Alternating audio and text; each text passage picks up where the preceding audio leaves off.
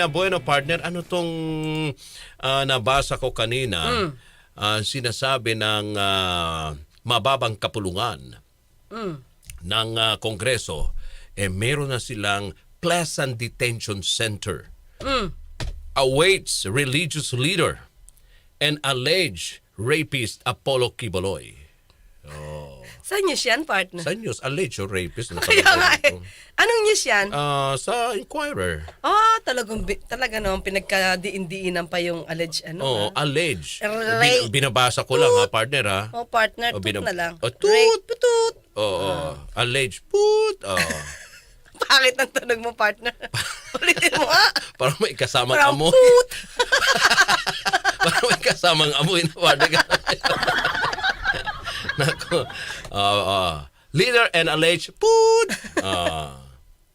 As the House of Representatives plans to release the arrest order against the pastor next week, according to House Secretary General Reginald Velasco. Yes, okay. It will be ready by tomorrow, so it can be served by next week. Sabi na sa press conference, partner ng SecGen ng House of Representatives. Well, the chairman of the franchise committee will sign it, and any authorized House official can sign it.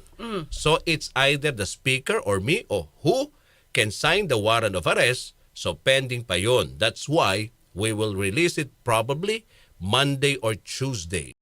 So the House official also said KULB0L0Y and other incoming detainees will have a fine time in the Senate. We promise them a pleasant experience.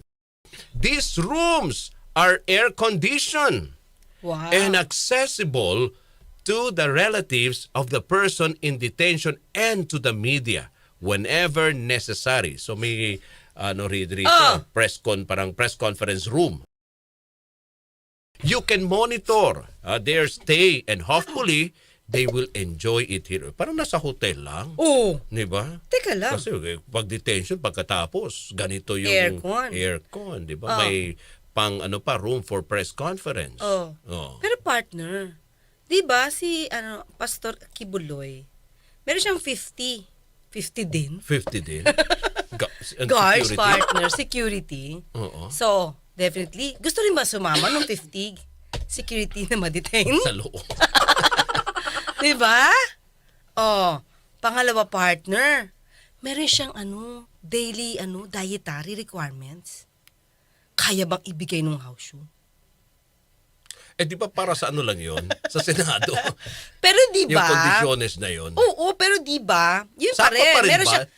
Hindi, partner, kasi kung ikaw ay may daily food requirement, partner.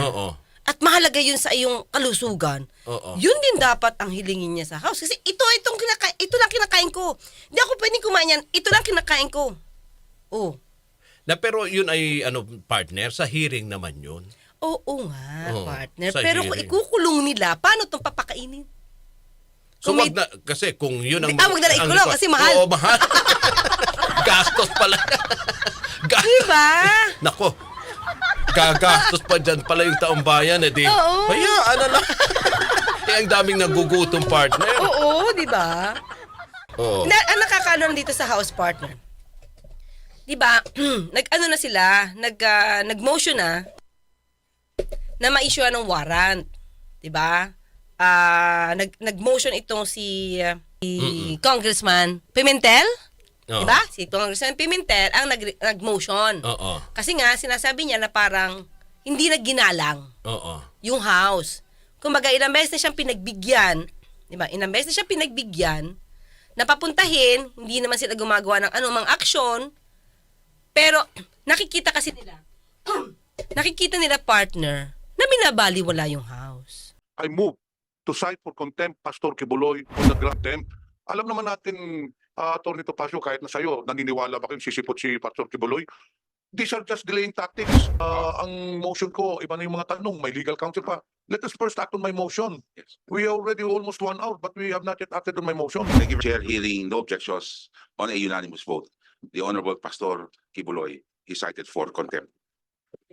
Also, During the last hearing, February 7, if you will recall, most especially those who were present during that hearing, this committee issued a subpoena to Pastor Kibuloy because of his non-appearance on the several invitations that we sent him. And I can see that, again, Pastor Kibuloy is a no-show in this hearing. Now, it is very clear under the House rules, especially in rules of governing procedure on inquiries in aid of legislation, Section 11, the committee may punish any person for contempt by a majority of members present, specifically on Section A, refusal without legal excuse to obey summons, and Section E, acting in a disrespectful manner. In this case, although he is not present, but the fact that he has not been appearing in these hearings in this committee just shows that he has no respect for this committee. It just shows that he acts like God, he acts with impunity, he takes this hearing for granted. Ipinagwawalang balahala niya, importante ho siya dito. So in this case, Mr. Chair, kahit na mag-hearing pa tayo ng 20 beses, kahit na 20 beses natin imbitahin si Pastor Kibuloy, it is very clear that he has no intention whatsoever of appearing in this committee. Therefore, Mr. Chair, under House rules, it is our obligation to show these people to take this committee for granted the sanctions that could be meted under our House rules. Therefore, Mr. Chair, I move to cite for contempt Pastor Kibuloy on the grounds which I have stated. So move, Mr. Chair. There's a motion by the Honorable Pimentel. Mr. Chairman, Yes, the Honorable with the indulgence of the good Congressman Pimentel, with regards to this motion, I have nothing against it, but it's just proper, Mr. Chair, siguro na we might ask the representative of Buloy, then we will rule on that particular motion. Okay, with the request of the Honorable Paduano, the Honorable Pimentel will defer and hold in abeyance. I yield to the request. And the Honorable Attorney Topacio, magandang hapon po sa inyo. Magandang hapon po, Mr. Chair, Your Honors. May I be recognized, Your Honor? Yes, you are. Thank you, Your Honor. Your Honor, with respect to the motion and with all due respect, we believe we have provided legal justification for the non-presence of Pastor Apollo Kibuloy in our letter to the committee, Your Honor, wherein the gist of it states that based on the previous hearings of this honorable committee, we have an idea of the information being required, and we have stated in this letter, Your Honors, very respectfully, that Pastor Kibuloy for around 4 years now has had no hand whatsoever in the running of SMNI, whose franchise is under consideration, Your Honor. Instead, to show our good faith and our due respect to this honorable committee, and to show that we're not evading the subpoena, Your Honors, we have brought with us 3 persons who are in the best position, more than Pastor Kibuloy, and who have been the ones active since 2022 in the affairs of the Kingdom of Jesus Christ, which are the current executive pastor of the KJOC and his top staff, Attorney Eunice Ambrosio and Maria Norfeli Marimon, Your Honors. So with respect to the Kingdom, they are the ones who possess the necessary competence to answer whatever questions this honorable committee may throw at them, Your Honors. Mr. Chair, we understand the explanation of Attorney Topacio, but the fact still remains that Pastor Kibuloy has not appeared in this committee. You are presenting actually 3 persons that you have just mentioned to explain whatever questions or whatever clarifications are needed. As you have stated, they are well versed with regards to the operations of Suarasug. But the matter at hand, Mr. Chair, I believe, still remains is a non-appearance of Pastor Kibuloy. Of course, Mr. Chair, we will entertain or we will ask questions to your substitute resource persons. But Mr. Chair, I still insist my earlier motion, I again reiterate, I move to cite for contempt Pastor Kibuloy, Mr. Chair. Thank you very much, the Honorable Pimentel. Attorney Topacio. Your Honor, we will always submit to the discretion of the committee with just the very respectful and gentle reminder, Your Honors, that in the very recent case of Ong versus Senate Blue Ribbon Committee, the Supreme Court has ruled that before any person is held in contempt of the House or any committee thereof, he must be given due process, meaning a chance to explain, Your Honor.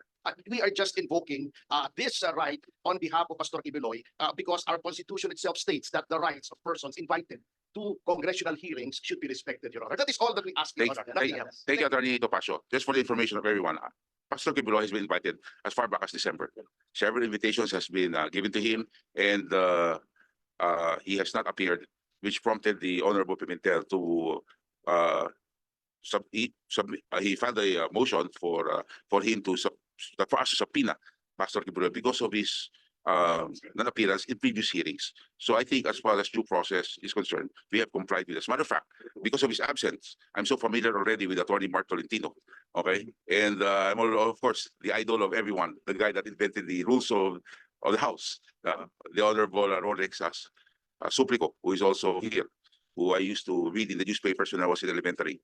Okay, and up to now, it's an honor to see him in our hearings.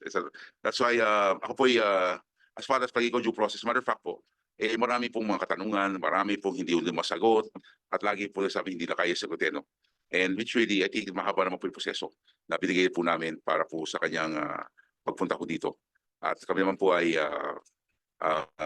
kung baka na-extend na po namin. As a matter of fact, naubos na po lahat ang mga pwedeng maitanong dahil naitanong sa dami pong hearings na hinandak na po ng Committee Attorney Topacio.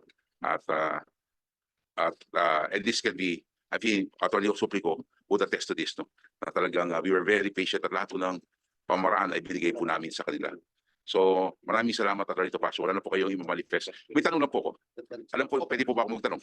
Of course, Your Honor, you're the chairman. Siyempre. Kasi pinadala ko namin yung subpoena February 20. No? At ito'y publicized naman. At bakit po sa March 11 lang po kayo nagpadala ng sulat? At nauna po ako ang media kasi tumatawag po sa akin ng media. At sabi ko sa kanila, hindi ko po pwede sagutin yan dahil wala po akong natatanggap na sulat.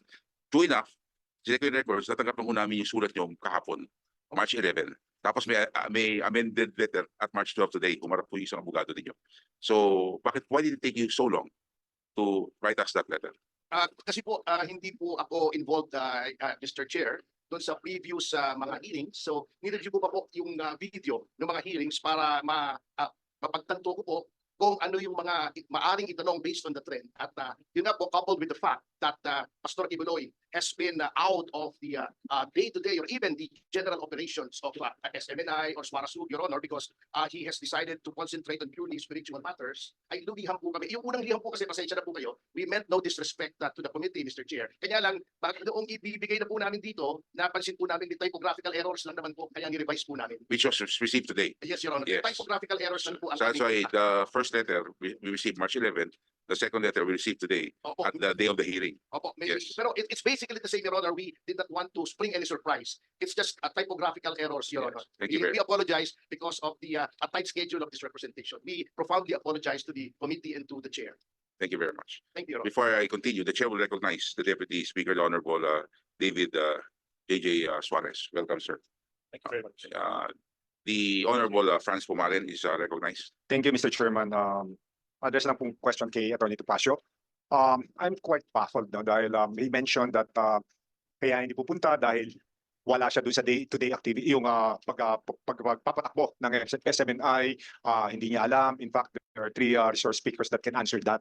My main question lang here, kung gano'n man pala, may invitation siya, bakit ayaw niyang pumunta? Then let him explain to us kung ano talaga ang role niya doon sa SMNI. And aside from that, probably there are still other questions that can be raised. Yun lang naman ang quite baffling on my part na bakit ayaw niyang pumunta. Na kung confident naman siya na he has no idea how yung SMNI operates day-to-day basis. Ilan po, Mr. Chairman. May I respond, Mr. Chair?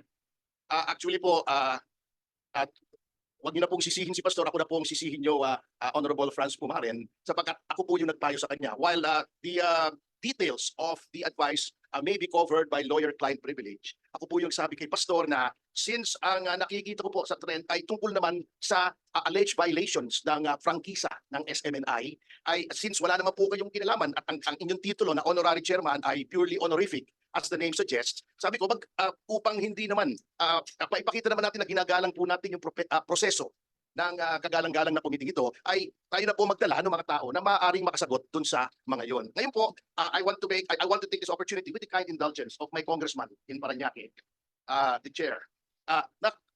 Kung mamarapatin nyo lamang naman po, kami po ay magalang na humihiling na baka naman po mga kagalang-galang na kinatawan na bigyan po na naman kami. Kahit konting panahon lang po na magpaliwanag at baka naman po makausap ko rin siya at baka naman po makita niya na baka naman pwede siyang dumating sa susunod.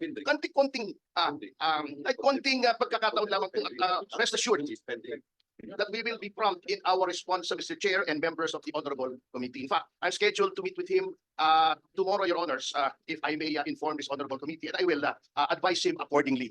Honorable Pumaren, please. Thank you, Attorney Tomasio. Mr. Chairman, just for the record, Yes. nakailan invitation na ba tayo kay Tatlo po. Pastor? Tatlo. Tatlong invitation na po tayo. Before we recognize the next interpreter, the chair recognizes the Honorable Arlene Process. Welcome, ma'am, to the committee hearing. And who else is here? The Honorable Inodi is here. Welcome to the hearing, Mr. sir. Chair, The Honorable Pimentel. we are just prolonging this issue. We know very well that kahit na ano pang sabihin ni Atty. Topacio, he was hired by Pastor Kibuloy as a legal counsel. It's his job to delay this contempt. Alam naman natin, Atty. Topacio, kahit na sa'yo, naniniwala ba kayong sisipot si Pastor Kibuloy? These are just delaying tactics. Even though na mag-hearing na naman tayo next, iba na namang rason ng lila ibibigay. Mag-hearing na naman tayo ikapitong hearing, ibang rason na naman. When will this be concluded? As I've said, Mr. Chair, it is incumbent upon this committee. It is our obligation under the rules that we should cite him for contempt to compel him to appear in this committee, Mr. Chair. Again, on my on my third reiteration, Mr. Chair, my motion still stands. Thank you. Just a point of clarification on the statements made by Attorney Topacio. By the way, congratulations on your movie. Thank you, sir. You mentioned that you're off to see The Good Pastor tomorrow. Yes, Your Honor. So that confirms that he's still in the Philippines. Yes, of course, Your Honor. He's not going anywhere, Your Honor. O, kasi may mga balita na nag-ibang bansa na daw siya. At, Ay, hindi po. Papakuha po ako ng litrato at ipa-viber ko po sa Hindi. mga members ng committee. I trust you, Attorney Topacio. Thank you po.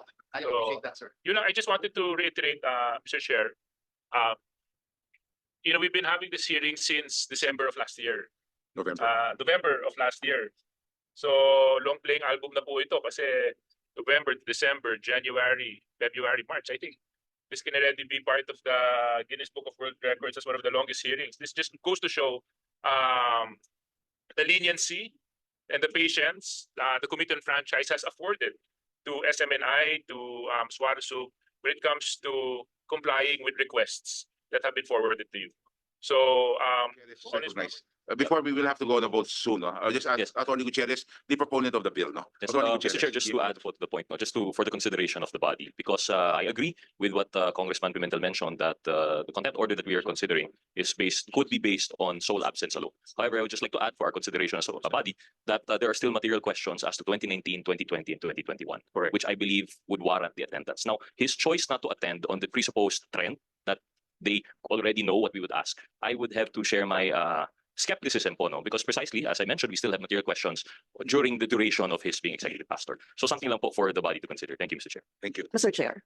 Yes, the Honorable Arlene Process. Thank you, Mr. Chair. Mr. Chair, isa po kasi ako sa mga nag-request, di ba? Na ano, so rejoinder lang po sa issue ng contempt. Mr. Chair, huwag kayo pumayag na by substitution. Hindi naman talaga natin ginagawa yan, Mr. Chair. It has not been our procedure ng mga nakaraan. Kaya gusto ko lang sabihin, Mr. Chair, na itong sulat na pinadala sa committee hinggil sa ating sabina, si Mr. Marlon Acobo, executive pastor daw ng Kingdom of Jesus Christ, siyang sasagot. Mr. Chair, nung nag-usap naman tayo last time dito, sinabi natin, hindi talaga yun kakayanin sagutin ng mga representatives na pinadala. So, Mr. Chair, again, I will join our DS sa kanyang motion. And Mr. Chair, again, maraming salamat kay Honorable Johnny Pimentel for again motioning for the contempt of PAST0R QUlB0L0Y. Thank you very much, the Honorable Arlene Process. The parliamentary status is that there is a motion by the Honorable Johnny Pimentel, duly seconded by the Honorable J.J. Suarez, the Honorable Judah Sidre, the Honorable Franz Castro, and the Honorable Arlene Process, and of course, our Deputy Senior Deputy Speaker, the Honorable Don Gonzales. That being the case, there's a motion. Duly seconded. Any objections? The chair hearing no objections on a unanimous vote. The Honorable Pastor Kibuloy is cited for contempt. Diba? Tingin ko lang, partner, siguro hindi natin masisisi yung house kung ba't ganun na nararamdaman. Kasi itong si Pastor Kibuloy, lumalabas kung saan-saan. Oo. Lumabas sa although, syempre, boses, una niyang pahayag, di ba? Pangalawa, nagpahayag ulit dito sa rally. Oo. Tapos makikita mo ngayon, nandun pala sa may gikan para sa masa na episode. Oo. Tapos, hindi siya umaaten. Oo. So, yun yung nakikita ng house, yung mga klase ng aksyon na nababastos. Oo. At hindi na nabibigyan ng paggalang yung house, pati yung rules ng house. Oo. Pero nakiusap nga si Atty. Passion na by Friday, darating na ito. Pupunta na si Pastor Kibuloy. Kaya, hindi pa sila nag-issue at hihintayin yung March 15. Kung darating. Bukas yan.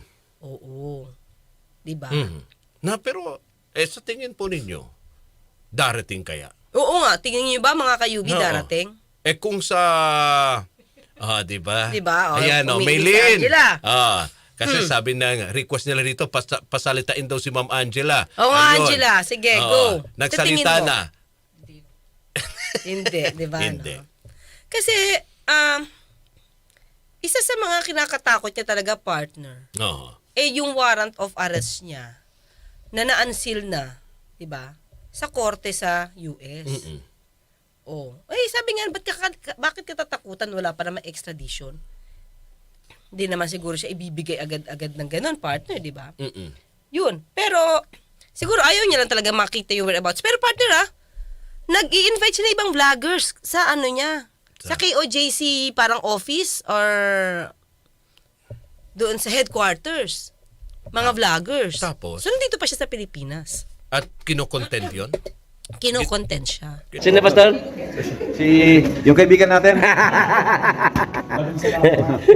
Gusto ko imbitahan ko siya dito eh. May pag-uusapan kaming magandang batas. Yan. Na dapat kung may asawa ka, huwag ka naman po sa iba. Na dapat kung may asawa ka, huwag ka naman po sa iba. Patay, pasabog! Pasabog ni Pastor! No.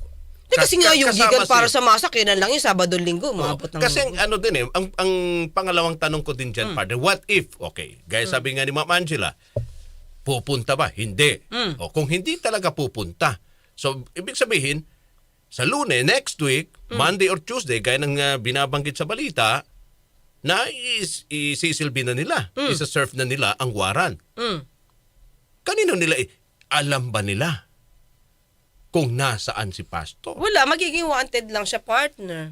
Di ba? Talaga mananatili lang na Oh. nandiyan yung warrant of arrest. Hindi siya makakalabas. Liliit yung mundo ni Pastor. Di ba?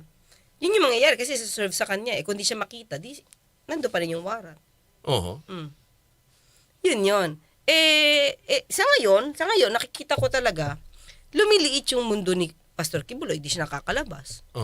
Tapos kapag na-unseal na nga yung warrant, partner, sabi nga nila, pwede nang tapikin ang mga Interpol. Bakit hindi pagbibigyan na lang? Di ba? Via via tawag nito, partner, video call or audio na para mag-participate. Kung talagang nais nilang kunin yung panig.